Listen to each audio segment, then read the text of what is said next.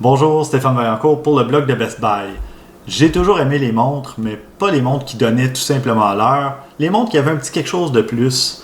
J'avais une montre Transformer au primaire, donc qui se transformait en petit robot. On pouvait détacher le petit robot. Au secondaire, j'ai eu des montres calculatrices.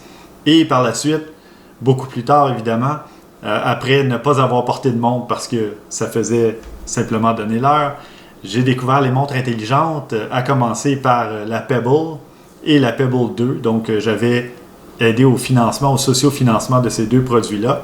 Des produits tellement bien conçus que Fitbit a racheté la compagnie. Donc, Fitbit, évidemment, j'ai eu des montres et bracelets Fitbit au fil du temps.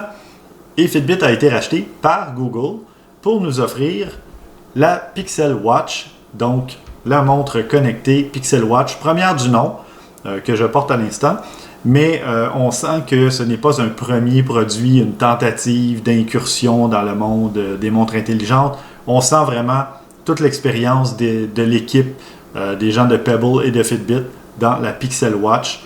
Donc, je vous parle de tous les aspects matériels, logiciels, etc. Dans un instant.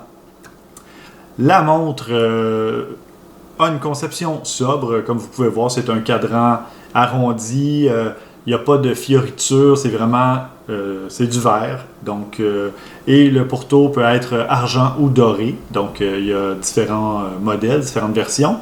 Et le bracelet, on peut l'avoir en noir obsidienne, en gris charbon ou en blanc craie.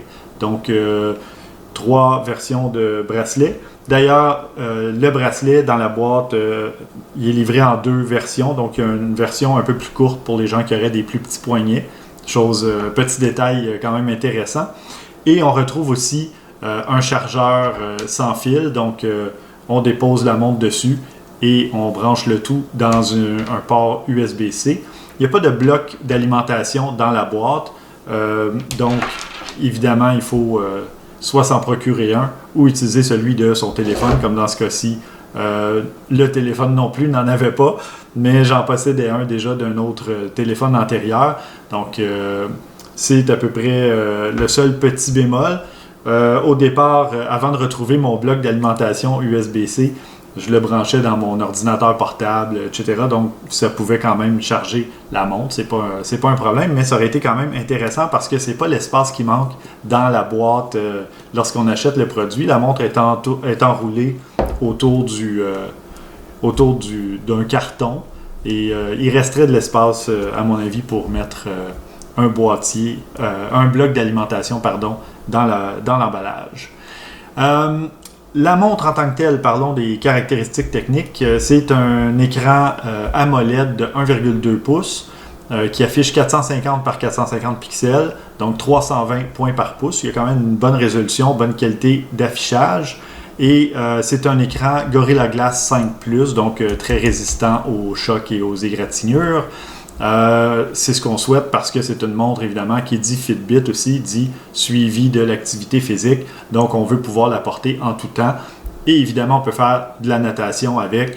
Ça résiste jusqu'à 5 atmosphères, 5 ATM. Donc bonne résistance à l'eau, je crois que ça correspond à 50 mètres de profondeur. Donc aucun problème de ce côté-là.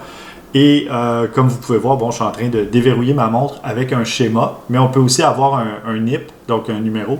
On peut protéger les informations sur sa montre parce que on peut payer avec Google Pay, donc le portefeuille Google, en fait, qui est devenu Google Wallet, oui, le portefeuille Google. Et donc, les informations sont protégées par un système de verrouillage si vous activez cette fonctionnalité-là. Ensuite, ça tourne sur Android Wear 3.5 et il y a 32 gigaoctets de stockage si jamais vous voulez stocker de la musique et il y a 2 gigaoctets de mémoire vive. Pourquoi vous stockeriez de la musique si vous en avez sur votre téléphone? C'est qu'il y a une carte SIM virtuelle à l'intérieur de la montre qui vous permet donc d'avoir un signal aussi et repérer par GPS, voir tout votre trajet, etc. Donc, vous pourriez partir sans votre téléphone, le laisser à la maison, surtout si vous faites de l'activité intense. C'est peut-être préférable de ne pas avoir son téléphone avec soi pour éviter de le briser. Donc, la montre est entièrement autonome, connexion LTE 4G grâce à une carte SIM virtuelle à l'intérieur. Donc, évidemment, vous mettez 32 gigaoctets de musique si vous le souhaitez. 32 gigaoctets, c'est beaucoup de pièces musicales, donc vous pouvez partir pendant plusieurs heures sans problème. Parlant de plusieurs heures, l'autonomie, la batterie qu'on retrouve à l'intérieur, c'est une 294 mAh, donc on parle d'environ 24 heures d'autonomie. Il faut absolument la charger aux 24 heures, même si on laisse l'écran s'éteindre, qui n'est pas constamment allumé. Évidemment, si vous laissez l'écran constamment allumé, eh bien la batterie va évidemment drainer plus vite. Donc, important, si comme moi, vous voulez faire non seulement le suivi de votre activité physique, de vos pas, de la course, etc., mais si vous voulez suivre votre sommeil, eh bien, c'est pas la nuit que vous allez pouvoir la charger. Donc, il faut toujours penser à chaque jour à charger sa montre. Autre petit bémol, le bracelet qui demeure toujours incurvé. Lorsqu'on le dépose à plat, généralement, les premières fois, j'hésitais parce que je me demandais si ça allait vraiment bien charger, si le contact se faisait, parce que le bracelet semblait vouloir offrir une espèce de résistance, une poussée sur ma table, sur mon bureau. Donc, mais après quelques fois, finalement, on finit par se rendre compte que le petit symbole d'éclair de recharge s'allume et indique que la montre est en train de charger. Un fait très intéressant et très agréable à utiliser sur la montre, c'est la petite molette que vous voyez sur le côté. Donc, vous pouvez tout simplement la faire tourner ou appuyer. C'est pas seulement esthétique. Donc, il y a des fonctionnalités reliées à ce bouton à molette. Et ma foi, ça fonctionne vraiment très bien. L'animation des menus est très fluide, très agréable à utiliser. Donc, vraiment un beau plus, contrairement à d'autres produits que j'ai portés et utilisés pendant un certain nombre d'années qui n'avaient pas un tel bouton sur le côté.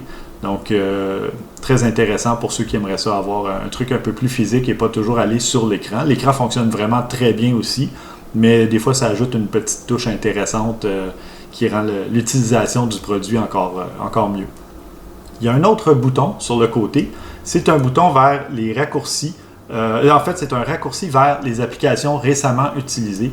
Donc, vous pouvez voir si vous utilisez fréquemment certains menus, certaines fonctions, au lieu d'aller les rechercher un peu plus loin et naviguer dans plusieurs menus, vous pouvez appuyer sur le bouton et ça devrait vous afficher vos 4 ou 5 dernières, même peut-être plus, les dernières applications que vous avez utilisées. La configuration en tant que telle, très simple à effectuer. Vous installez l'application Pixel Watch sur votre téléphone Android. C'est pas obligé d'être un Pixel 7 comme celui-ci. Ça peut l'être, évidemment, c'est conçu pour ça, mais ça fonctionne aussi avec tous les autres appareils Android qui sont compatibles, donc qui ont une version Android assez récente. Donc, vous suivez les étapes dans l'application qui va jumeler par Bluetooth au départ, qui va vous demander ensuite même une connexion Wi-Fi. Ça peut utiliser la connexion Wi-Fi. Et ensuite, vous suivez les étapes et ça vous amène jusqu'à votre compte Fitbit que vous pouvez jumeler automatiquement et récupérer vos données. Donc, j'ai même transféré, au départ, j'avais configuré la montre sur un autre appareil Android et ensuite, j'ai transféré la montre sur le Pixel 7 de Google et évidemment, toutes mes données Fitbit ont suivi.